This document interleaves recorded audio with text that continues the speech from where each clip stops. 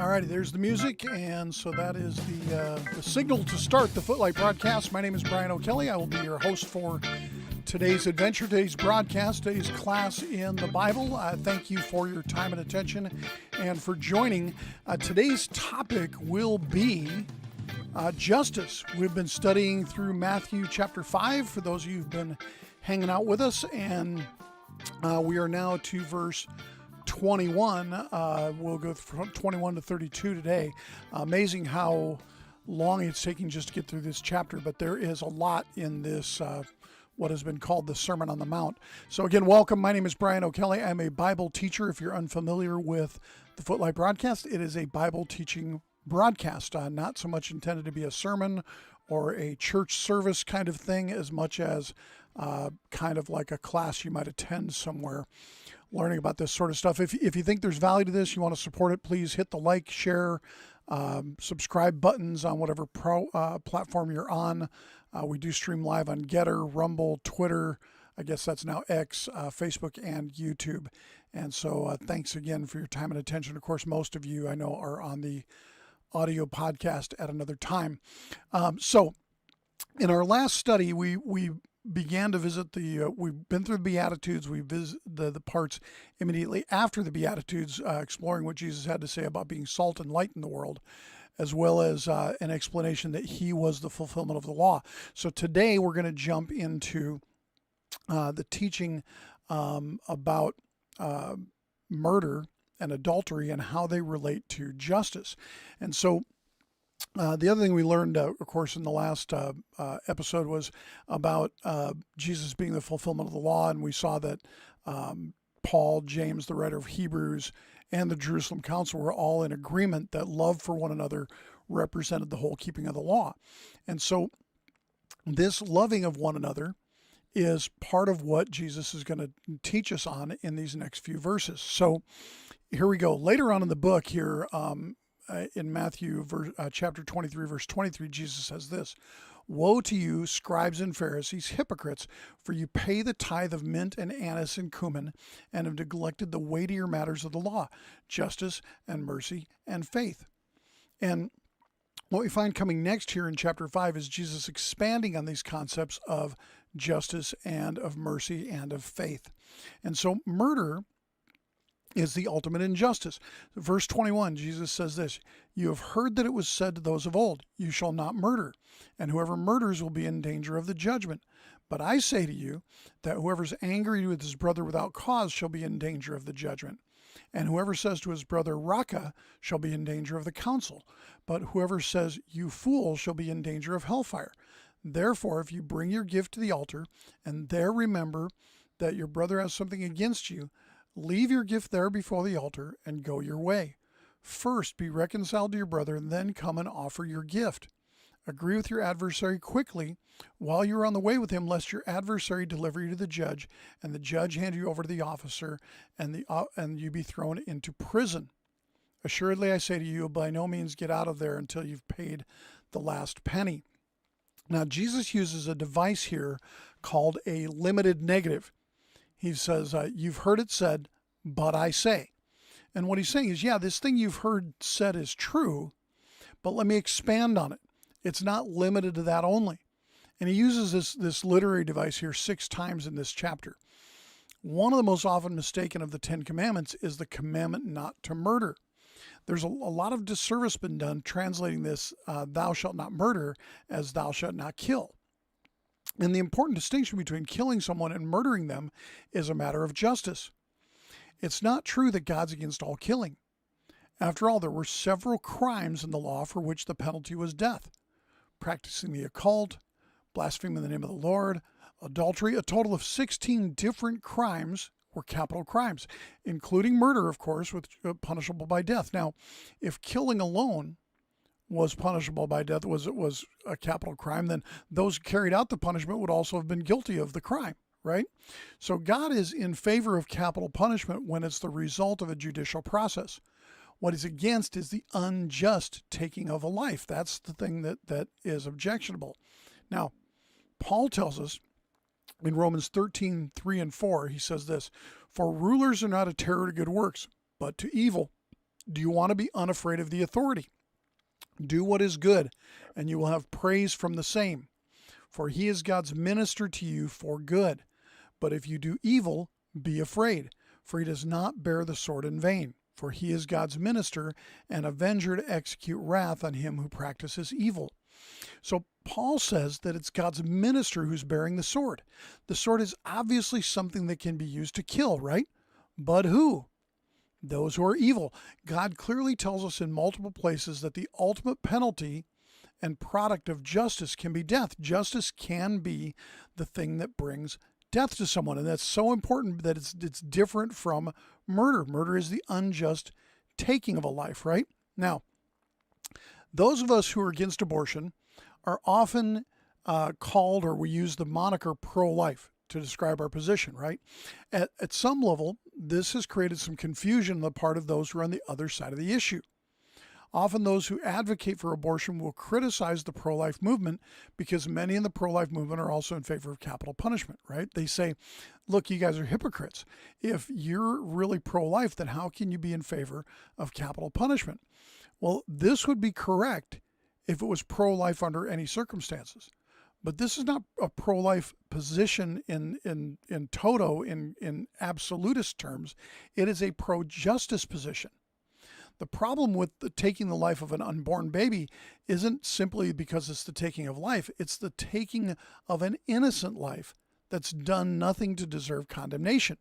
And so this is the key element of the quote-unquote pro-life movement, which really is a pro-justice movement. Now, we turn to our text here, verse 21. It says, you've heard that it was said to those of old, you shall not murder, but whoever murders will be in danger of the judgment. Jesus is saying, you shall not take innocent life. Whoever takes innocent life will be in danger of the judgment. And this is why there's so much outcry when civilians are killed in war, right? It's understood that non-combatants are considered to be innocent. It's one of the main reasons why chemical, biological, and nuclear warfare are so widely condemned, because these weapons are indiscriminate in nature, right? They kill combatants and non-combatants. And it's also why hospitals, schools, churches, refugee camps, those kind of things are considered off limits in times of war. The people in these places are considered to be innocent, right? And this is one of the things that made the war in Iraq so difficult for the Allied forces there, and the current war on Hamas so difficult for Israel, is that the jihadi side of the equation uses schools and mosques and hospitals as bases of operation. Now, continue on with our text, verse 22. But I say to you that whomever is angry with his brother without cause shall be in danger of the judgment. And whoever says to his brother, Raca, shall be in danger of the council. But whoever says, you fool, shall be in danger of hellfire. Now, the word Raca is this Aramaic word that means empty-headed one, or that someone is just dumb or not smart, right? Now, Jesus puts a qualifier on it. He says whoever says this Raca without a cause. Jesus, again, addressing injustice. It sounds like it might be something that would almost be okay if you knew it to be true, right? Verse 23, therefore you bring your gift to the altar, and there remember your brother has something against you. Leave your gift there before the altar and go your way.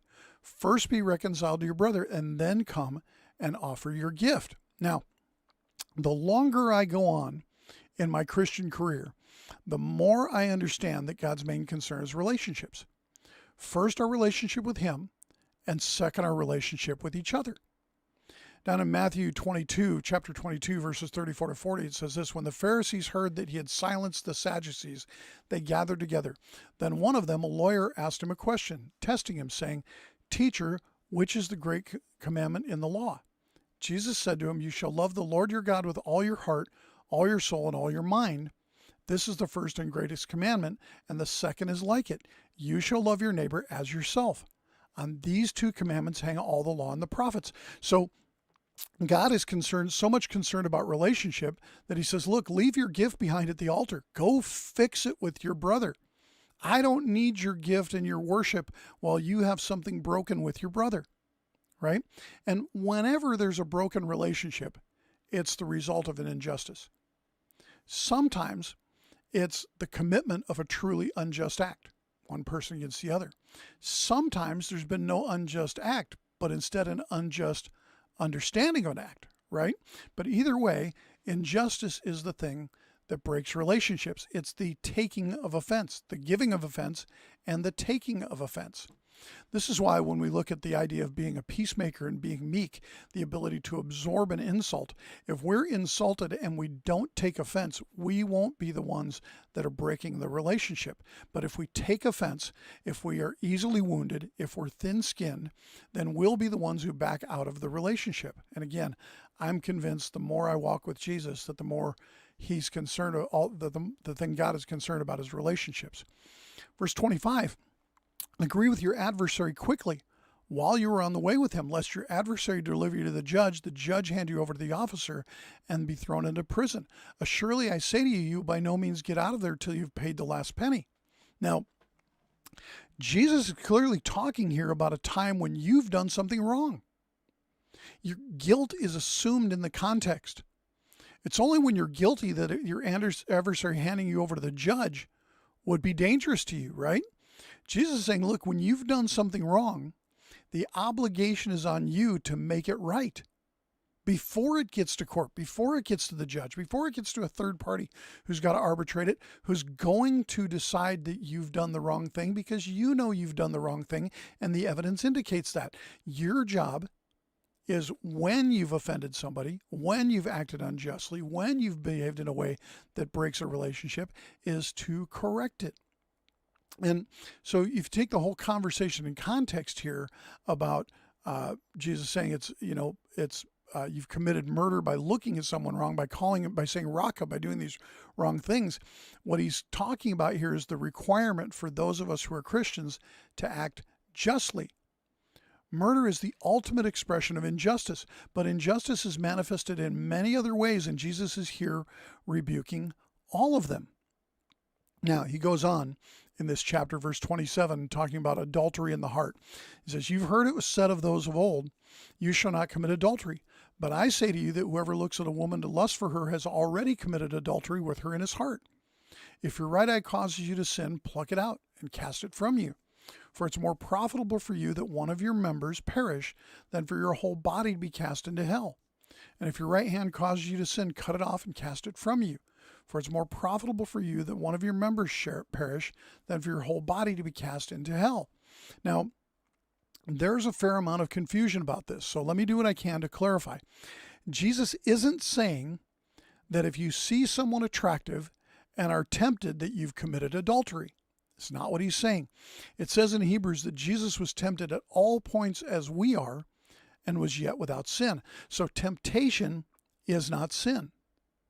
And everyone, literally everyone's had the experience of seeing an attractive person of the opposite sex and having some sense of temptation, right? Now, the idea here is not that. The idea here is that if you're looking for purposes of lusting, then we have a problem. Lust means nothing more than desire, right? If the purpose of looking at another person, another woman, another man, is to create or drive desire for them, then we're violating what Jesus says here. If you're looking at someone to lust, okay? Not just if you're looking at someone and feel temptation, which you turn away from. It's if you're looking at them for purposes of lusting, okay? Much like the idea of murder that we were looking at earlier, Jesus is concerned with an attitude of the heart toward justice. If a man is looking at a woman who's not his wife for purposes of increasing his desire for her, this is an injustice. It's unjust to the woman. It's unjust towards the woman's husband, right? If she's married, right? It's unjust towards, her father if she's unmarried and not betrothed, right? It's an act of injustice. Faithfulness is a matter of justice. And there are two of the 10 commandments embedded here. One is not to commit adultery, number 7, right? But number 10, not to covet your neighbor's wives or goods.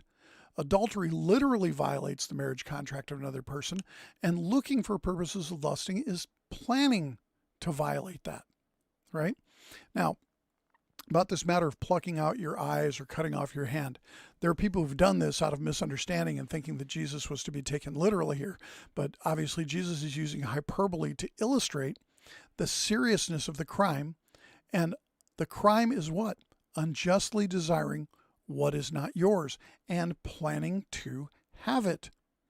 Now, marriage is a sacred and binding commitment, right? Verse 31, it says, therefore it's been said, whoever divorces his wife, let him give her a certificate of divorce. But I say to you, so again, this limited negative, it's been said, but I say to you, that whoever divorces his wife for any reason except sexual immorality causes her to commit adultery.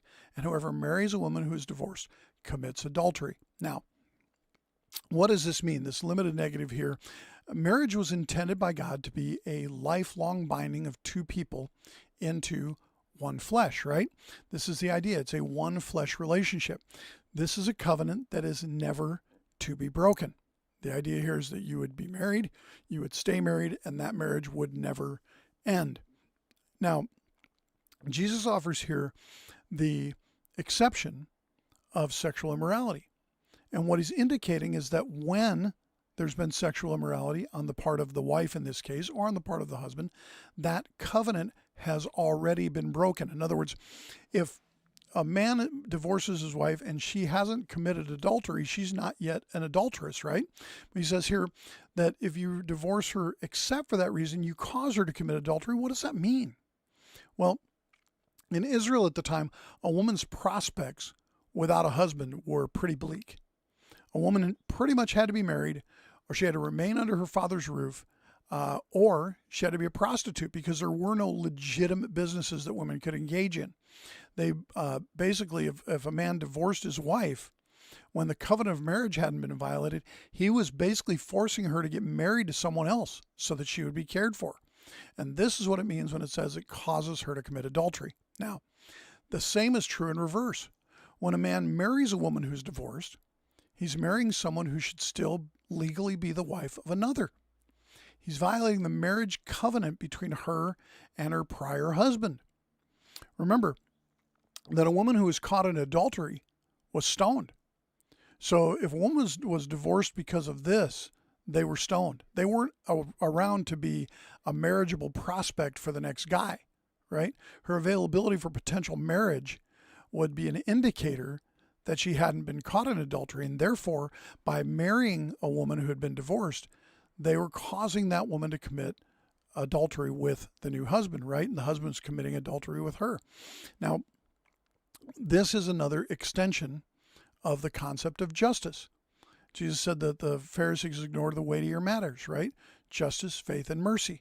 And so this, these comments here about murder and about adultery and about divorce are extensions of this concept of justice. For you to think ill of your brother without cause and to break relationship with someone is an injustice. For you to lust after someone who's not your spouse is an injustice. For you to covet another man's wife is an injustice. For someone to divorce their spouse inappropriately, it is an injustice. For you to marry someone who's not appropriately divorced, it is an injustice. And so what we have here is the idea that in all of these few teachings here, Jesus is talking about the weightier matter of justice.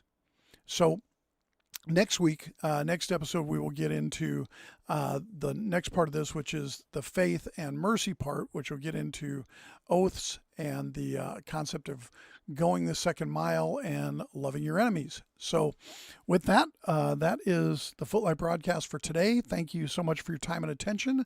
I will be with you, Lord willing, next week. And if you want to support the show, please hit the subscribe, the like, the share buttons. Make sure other people see this if you think it's valuable. Visit the website at thefootlight.com and you will find the notes for today's teaching, all the others, and everything there is free, nothing to buy. But there are ways you can support the broadcast if you want. You'll find the support button, I'm sure, with no trouble. And I'll see you, Lord willing, next week. Thanks again. This is the Footlight Broadcast, and I'm Brian O'Kelly.